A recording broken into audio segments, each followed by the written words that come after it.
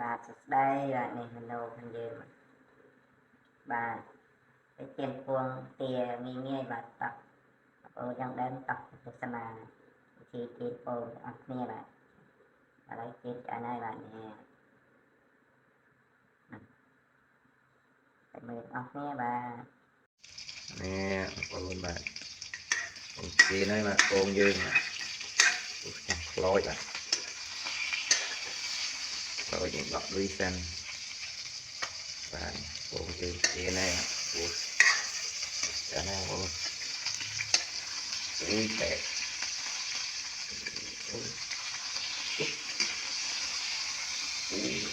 ខ្លោច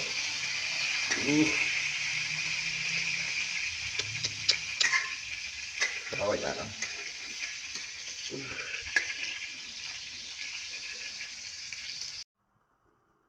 រៀបសួស្តីបាទបាទបាទជាលោកតោះខ្លាំងបាទ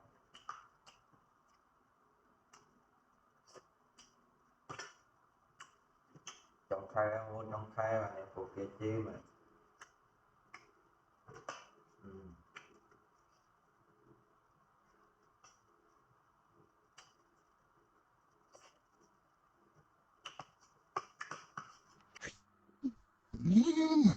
Hãy ăn lấy hả?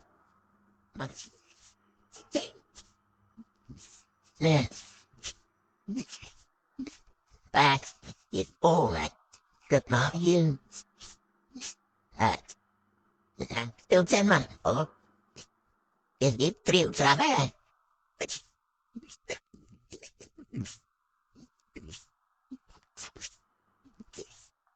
tập cường sen cái lúc làm lương gì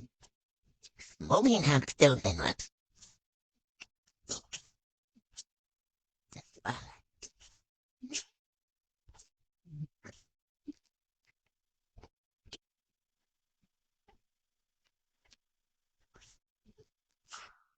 tiêu chân mà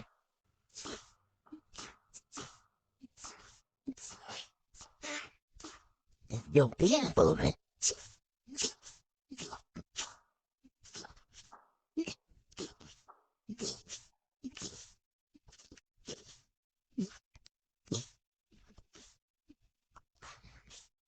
ai là cha mối người là nhìn ghê mày đặt khó ghê gì vậy mày là cái vậy cái máu lên con là con bị con này nghe rồi cái máu lên chắc là biết là để mày lên nghe là biết là ấy đi đặt rồi chuyện mà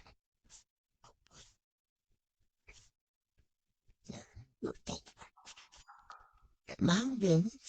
để phô lên máu vậy ổ tia này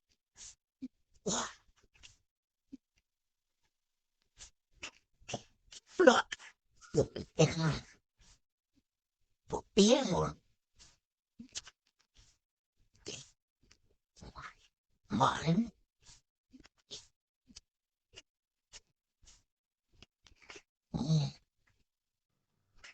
ngồi nè ổ tia là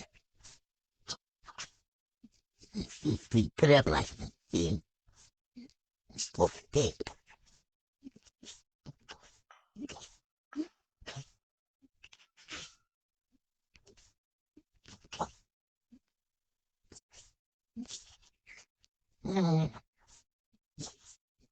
đó là bị trượt mấy đặt sực trong riêng này cái rồi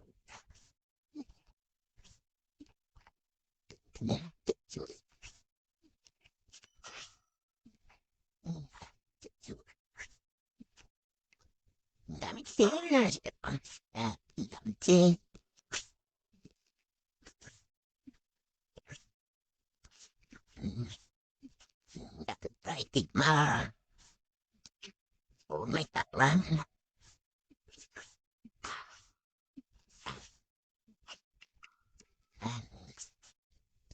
một bia yến bán này nhìn đặt chim mẹ là ngoài bè khó chim mẹ chim mất nha là chứ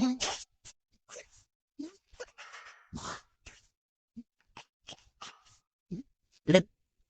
về lại không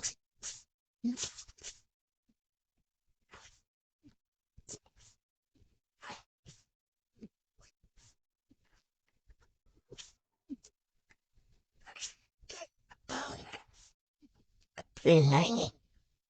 khoan khoan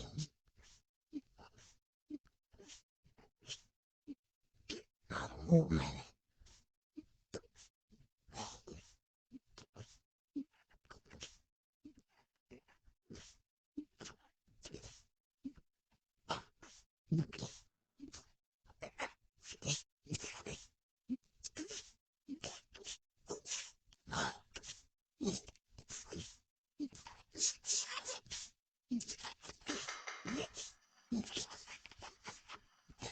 thế là ôm đi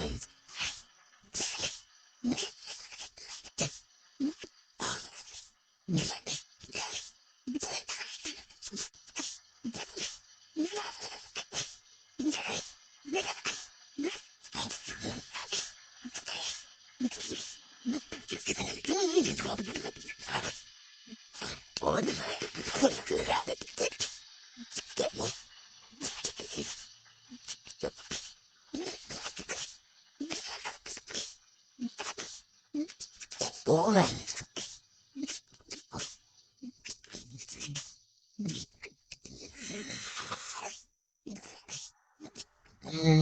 lấy hồi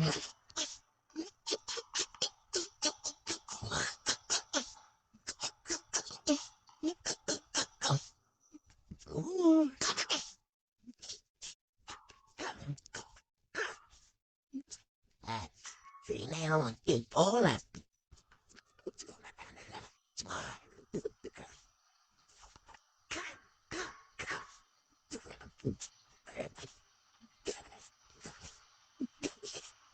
Linda.